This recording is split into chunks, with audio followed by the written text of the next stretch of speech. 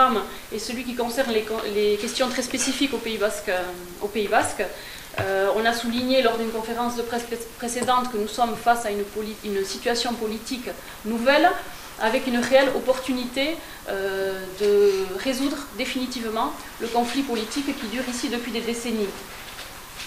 Dans ce sens-là, EH défend d'une part des mesures très concrètes et immédiates, comme l'arrêt de la répression, l'arrêt des procédures d'exception type mandat d'arrêt européen, et aussi la libération des prisonniers politiques basques. Au-delà de ces mesures immédiates, nous pensons fortement qu'il faut agir sur les racines mêmes de ce conflit. C'est ce que préconisait d'ailleurs la conférence internationale de paix d'Ayete à Donostia. Et dans ce sens, il y a pour nous deux éléments incontournables. Le premier, c'est la question de la reconnaissance politique du Pays Basque Nord. Le deuxième, c'est la question de l'officialisation de la langue basque. Donc, en ce qui concerne le premier point, la reconnaissance institutionnelle, alors c'est un débat qui est d'une actualité brûlante. Le Conseil de développement a rendu ses conclusions, son avis la semaine dernière, et le débat est posé en termes très clairs. 4 options sont répertoriées, mais finalement pour nous, le débat peut se résumer à une équation simple. Il y a d'une part une possibilité de maintenir la situation actuelle, c'est-à-dire le statu quo. Pour nous, ça revient à dire qu'on maintient une attitude de négation du Pays Basque Nord. C'est une position qui est défendue de façon purement idéologique d'ailleurs par un certain nombre d'élus du Pays Basque Nord. Et puis il y a une deuxième possibilité, c'est celle du changement, c'est-à-dire de donner au Pays Basque Nord un cadre institutionnel spécifique. Donc parmi toutes les options qui sont répertoriées dans le travail du Conseil des élus, comme on en a l'habitude, nous, en tant qu'Abertzale, on défend le mieux, on défend le plus pour le Pays Basque Nord. Notre projet institutionnel est donc celui d'une collectivité territoriale autonome qui serait dotée de très larges compétences et qui assurerait donc que les décisions concernant l'avenir du Pays Basque Nord soient prises ici même. Donc il y a le détail un peu de notre projet, enfin les grandes lignes de ce qu'est serait cette collectivité territoriale autonome dans le document que vous avez entre les mains. En ce qui concerne la méthodologie, il nous semble que le moment est venu de rechercher un accord large autour d'un modèle institutionnel qui ferait consensus, et il nous semble très important que cet accord soit ensuite soumis à l'approbation de la population par une consultation. Le deuxième point, donc, je disais, c'est celui de l'officialisation de l'Eshkora. L'officialisation, c'est pour nous un impératif. Il faut que la langue basque soit dotée d'un statut légal. C'est une idée qui a fait son chemin. On l'a vu lors de la manif de Deyadar. Elle fait consensus à travers les différentes sensibilités politiques. Maintenant, il faut mettre du contenu. Pour nous, un statut pour la langue basque, c'est un statut qui assurerait l'égalité entre le français et la langue basque. C'est un statut donc de co-officialité qui serait conforté par la signature de l'ensemble de la charte européenne des langues minoritaires régionales et par une ratification de celle-ci, et aussi par une politique publique volontariste qui sera évidemment fortement facilitée et rendue possible par une institution spécifique qui serait dotée de la compétence linguistique. Voilà donc les grandes lignes du premier chapitre, on va dire, de notre programme pour les élections.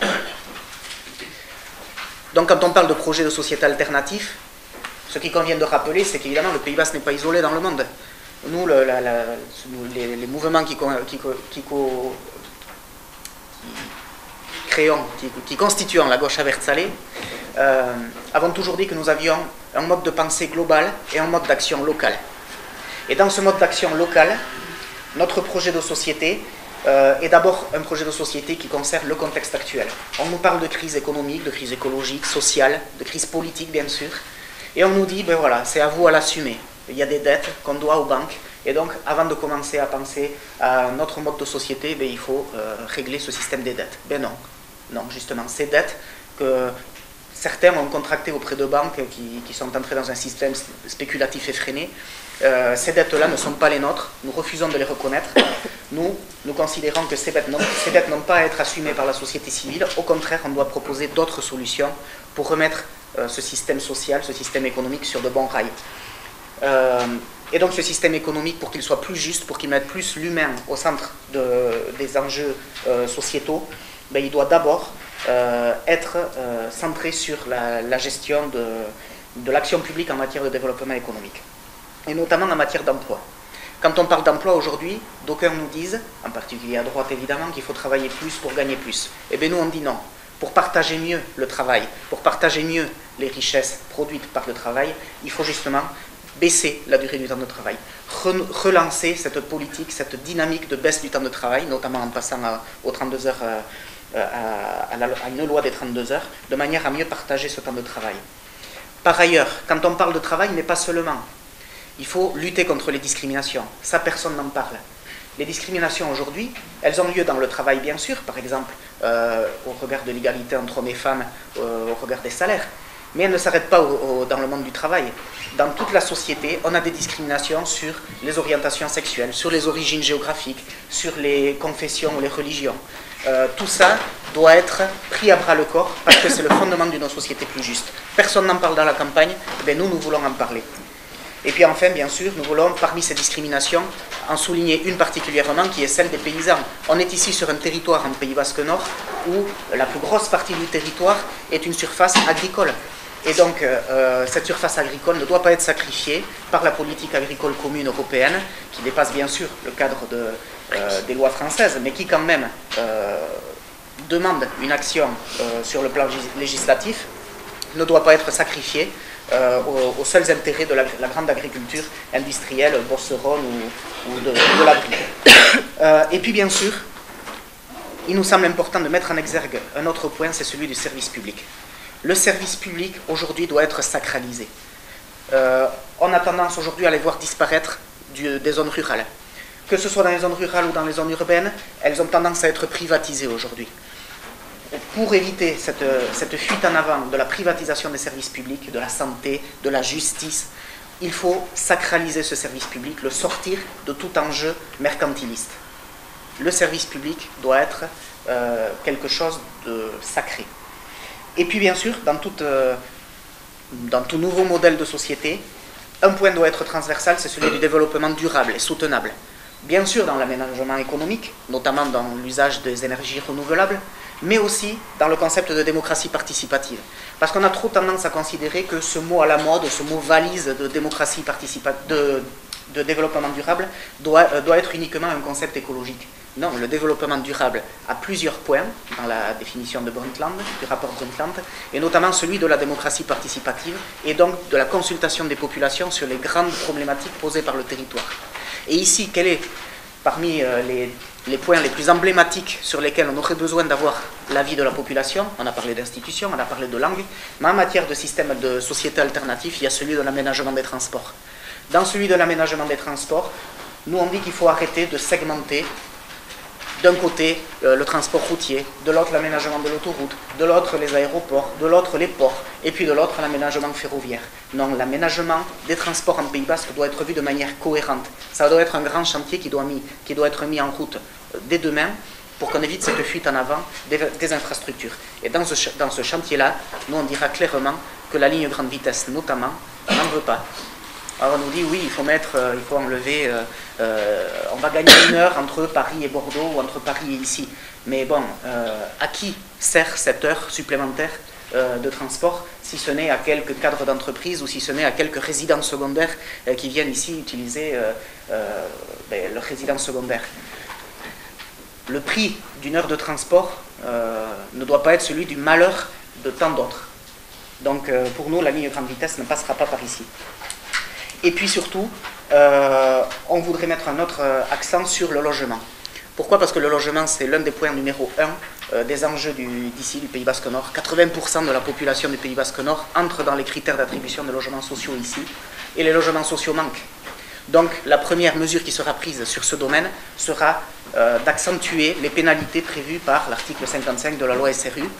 Il n'est pas normal aujourd'hui que les maires ici continuent à privilégier le fait de payer des amendes plutôt que celui de créer de nouveaux logements sociaux. Et puis bien sûr, on agira contre ces résidences secondaires qui plombent l'action foncière ici en Pays Basque en créant un impôt ou une taxe, on verra, supplémentaire sur ce type de résidence bien particulier. Alors pour finir, le cadre général de toute cette politique sera fondamentalement celui qu'a rappelé Anita tout à l'heure, c'est-à-dire celui d'une collectivité spécifique propre au Pays Basque Nord, qui nous servira de cadre idoine pour organiser tout ça en cohérence. Le gouvernement Sarkozy, on l'a vu pendant ces 5 années, a multiplié des lois extrêmement répressives et paradoxalement a diminué considérablement le budget de la justice. Ce système aujourd'hui fait que la justice est complètement désossée. Les salariés ont de plus en plus de mal à obtenir une décision du Conseil de prud'homme dans des délais raisonnables.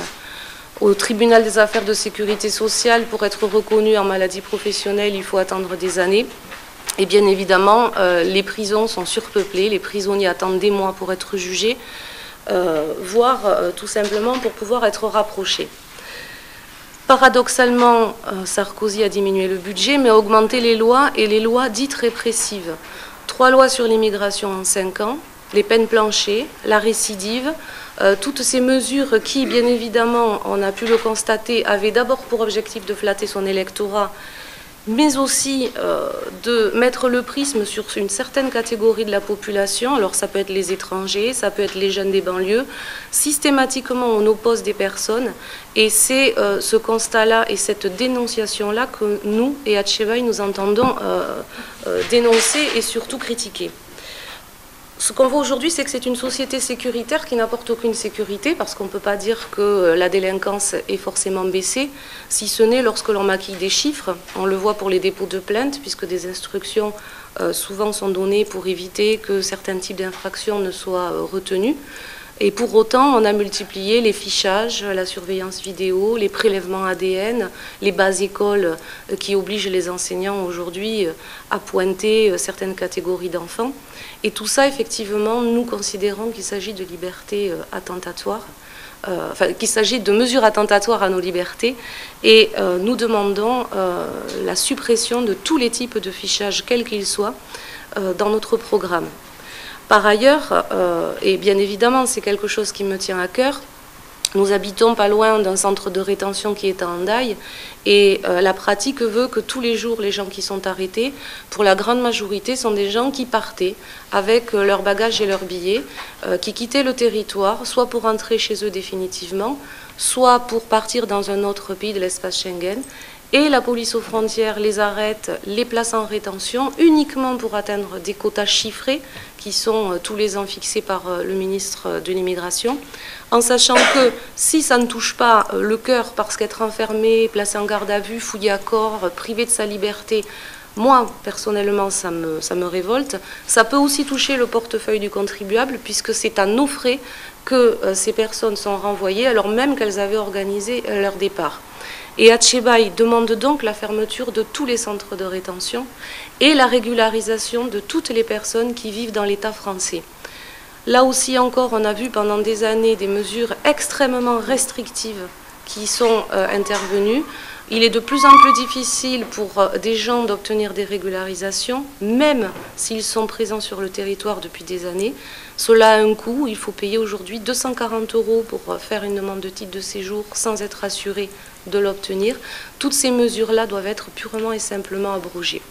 Et enfin, bien évidemment, la répression telle qu'on la conçoit aujourd'hui dans cette société ne fait pas partie de nos projets. Remplir les prisons, ce n'est pas une solution. La prévention doit être la mesure la plus privilégiée et sur laquelle il faut effectivement s'investir, tant auprès des populations défavorisées qu'au sein même de la société. Punir ne suffit pas, bien évidemment, et l'engorgement actuel des prisons, la surpopulation carcérale nous montre que ce n'est pas effectivement une solution digne dans une société qui se veut effectivement digne. Merci.